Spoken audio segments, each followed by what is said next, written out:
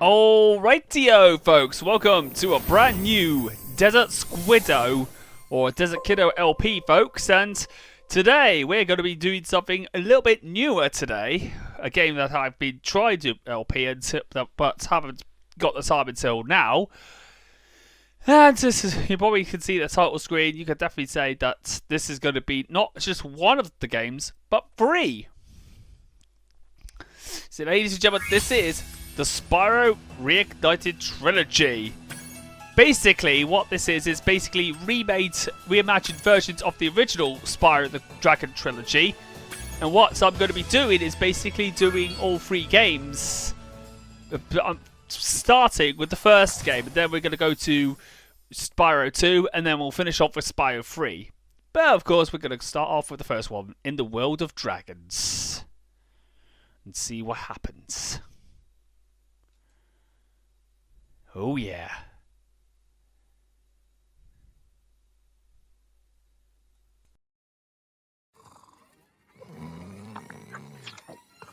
Okay, rolling.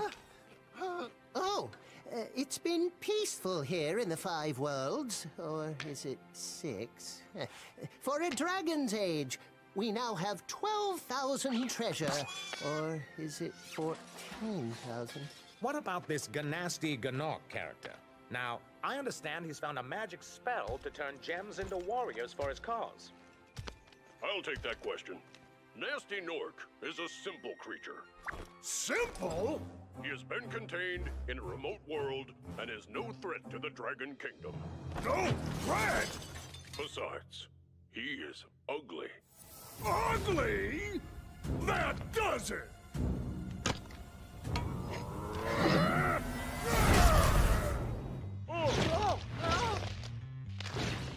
Huh?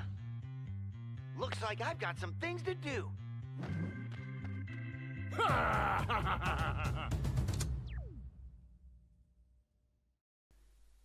Oh dear, folks, and if you saw that in the intro, that was Gnasty Gnorc, who, of course, imprisoned all of the dragons. So, of course, with that being said, let's rescue our first one, named Nesta.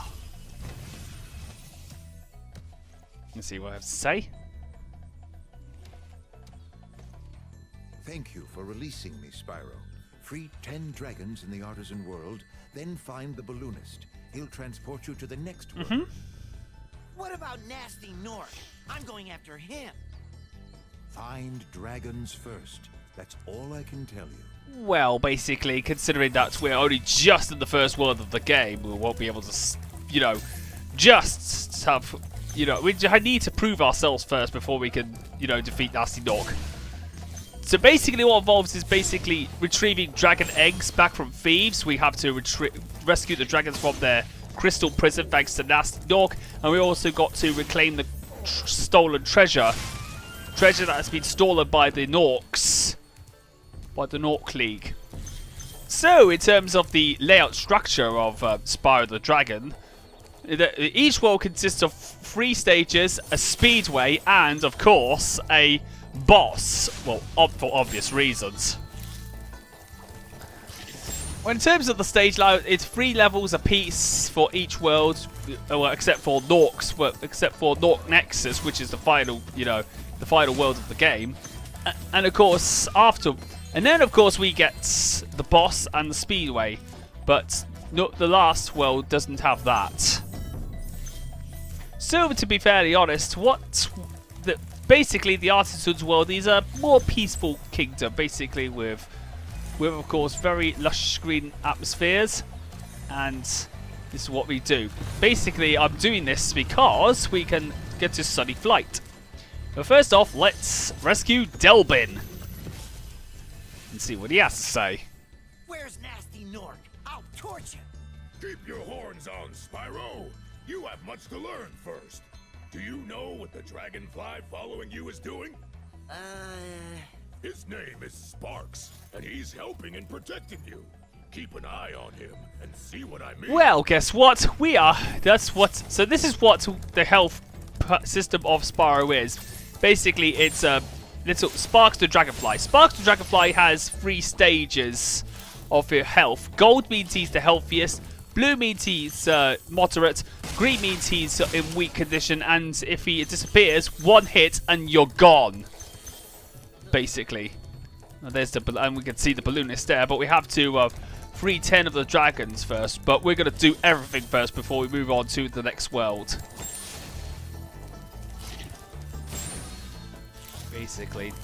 So basically, in this game, basically in the Reignited Trilogy, what you have to do is to get in order to get the life system has also been, you know, hugely revamped for all games.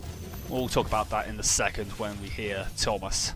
Hey, Spyro, press the jump button twice to glide. And don't be afraid. Afraid? Of what? Falling from high mountain peaks? Plummeting into prehistoric glaciers? Oh, that.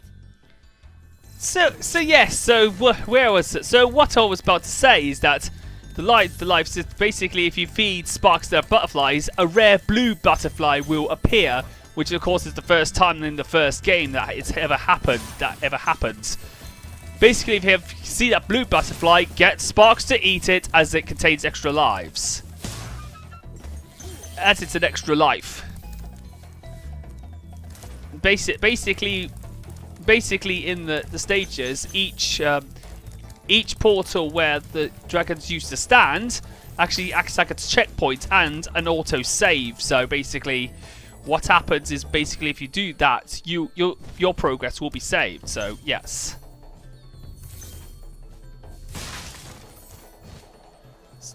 So yeah, in order to you know, progress with the game, I'm going to collect every treasure in each stage. Alongside that, Spyro, of course, has his treasure tracking ability where he can spot any treasure that you may have missed along the way, which is easier, which it makes it much more easier when actually doing playthroughs, especially this one. All you have to do is to press the left analog stick on the PlayStation. I think it's the left control stick for the Switch version, because of course the Switch, if you're playing it on the Pro controller. Oh, we're going to see what Argos has to say. Cool flash. Do that again. The Artisan's boss is through a portal in the Dragon Mouth, but you're not yet ready, Spyro. First, you must complete one of the other Artisan lands. Well, that's not going to happen. I'm going to complete all 3 of them before I can be able to prove myself of any worth of the boss.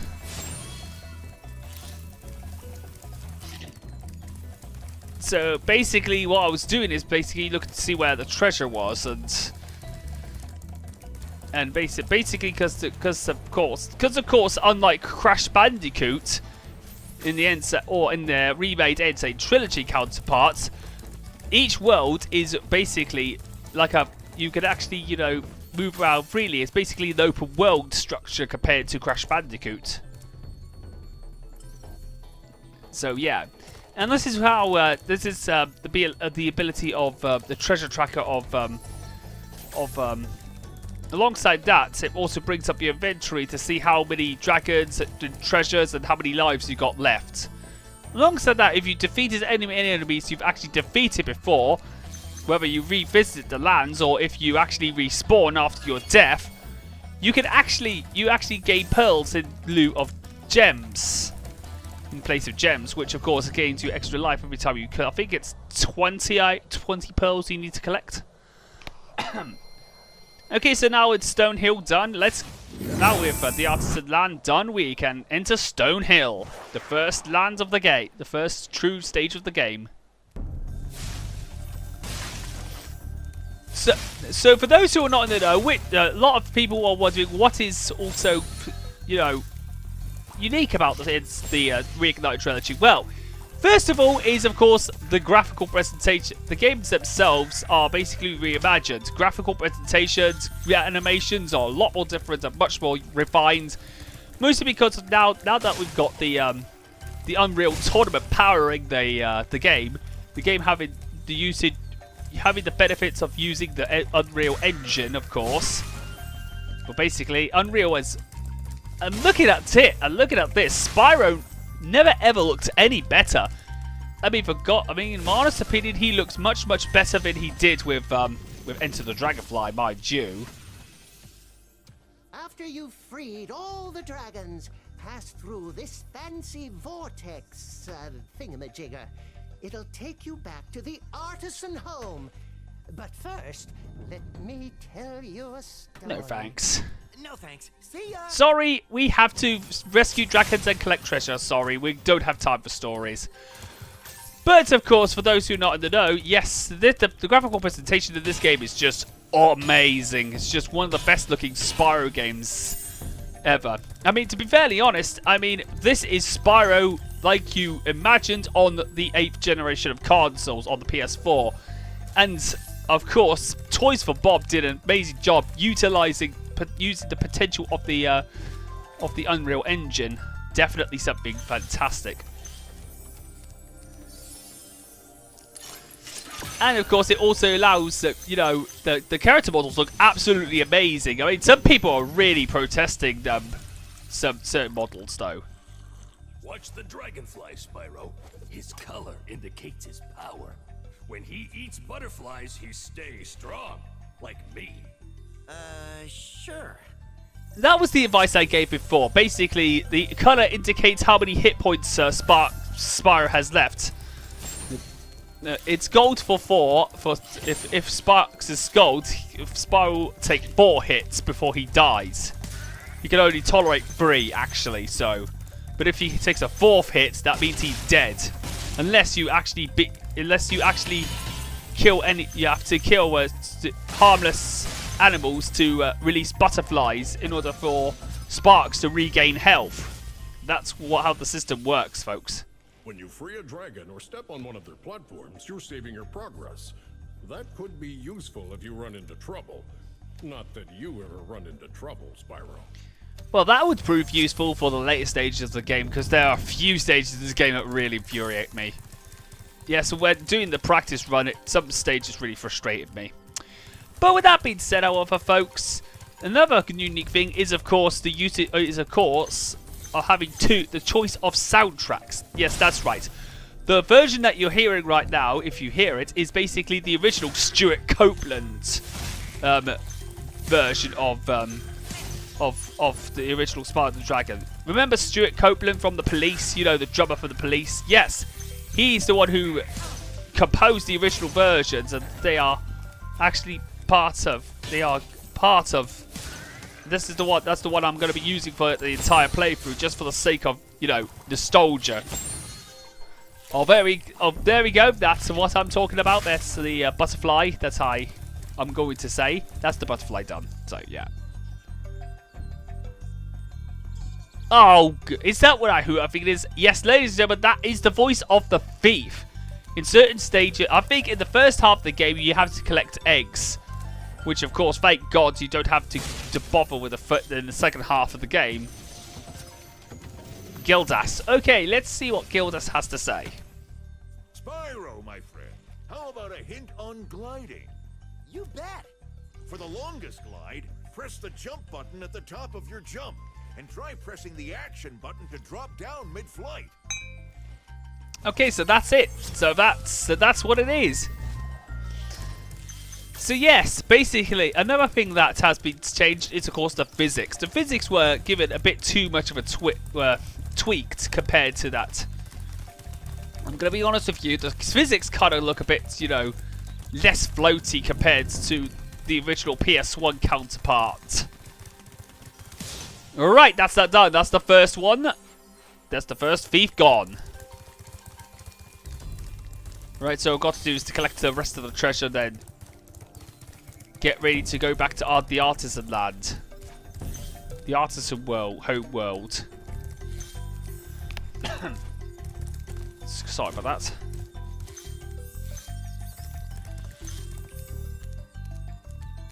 Alright, so with that being said, however, folks, we've got 10 more treasure to go. Yes, there we go.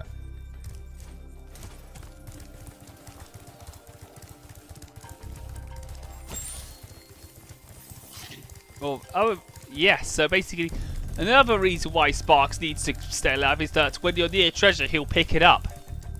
But if you're without Sparks, you have to, of course, pick it up yourself.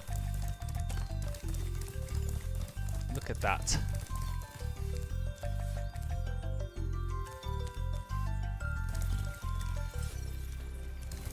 Alright, there we go. Alright. I was just trying to make sure where it is.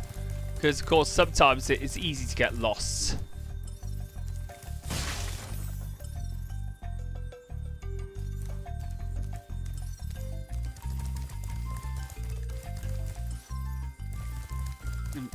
If you all look at that, this is definitely beautiful. This is really beautiful presentation.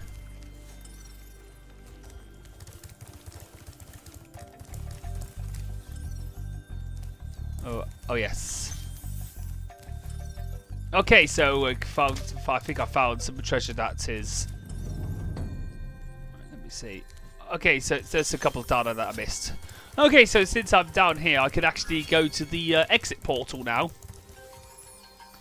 And of course, when you're nearby those portals, the fairy will sap you in order to indicate that your progress has been saved. And so does the, of course, the silhouette of Spyro running, galloping about in the lower right part of the screen. Alright, so now that's Stone. Okay, so we've completed Stone Hill, so where to go next? Well, we're going to go to the next stage, Dark Hollow. But we're going to kick some Gnorc ass first.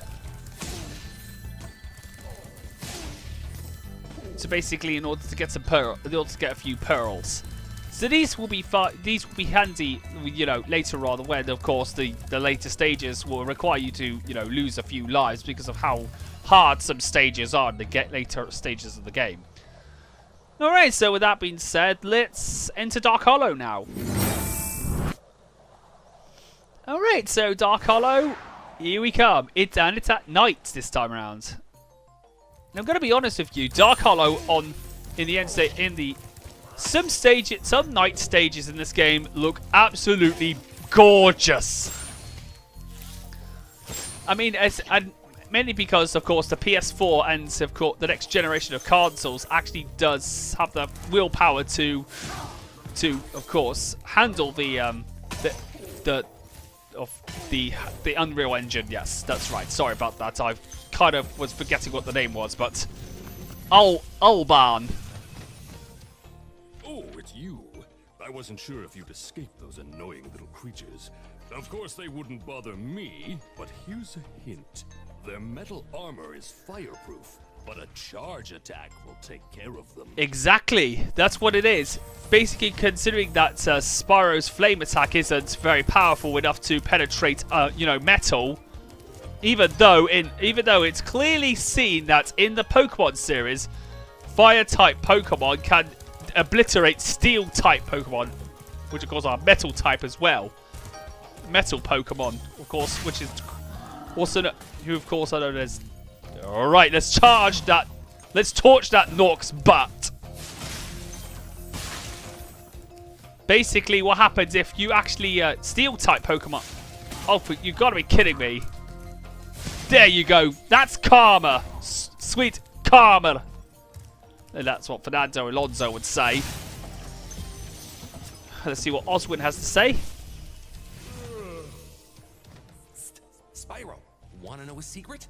Use the action button when you want to zoom in and look around. Oh, your secret's safe with me. I've been actually playing Spyro, you know, since I think I played the only time I only played Spyro mostly was, of course, when I got halfway through the original game, but I couldn't get through, you know, do the swamp thing. But that's why I'm doing the Insane Trilogy, because of course the intergame features that of course have been, you know, implemented across all games, which is thankfully what Toys for Bob actually did for the sake of improvement. So yeah, like what I said, that of course metal in this game cannot be penetrated by fire, but in the Pokemon series, fire-type Pokemon can obliterate steel-type, because it's Pokemon, it doesn't have to make any logical sense in terms of, you know, type matchups. That's just what I think it is. It's just, it doesn't make sense. It doesn't make any sense, doesn't it? Right, so we're gonna try and see if we can get all the gems before we can, you know, get ready to go. Oh wait, we've got another life there. That's good. Oh yes, we nearly forgot. We need to get the key to the locked chest. I do like Dark Hollow's music. It's actually quite relaxing and chill. It's quite smooth and relaxing. It kind of hits the atmosphere. It kind of fits the atmosphere. I think, in my honest opinion, good old Stuart Copeland did a fantastic job with the soundtrack of this game. Well, in the original, basically. Well, I couldn't do it. Oh, wait a minute. I nearly forgot there was a chest there. Silly me. Alright, so we can go off and get on with the last one. Darius! Let's rescue Darius and finish this off. Big enemies like this Gnorc with the club cannot be charged. But a quick flame, that should defeat them. Exactly. That's what I've been doing, Darius. You don't have to tell me every 10 seconds.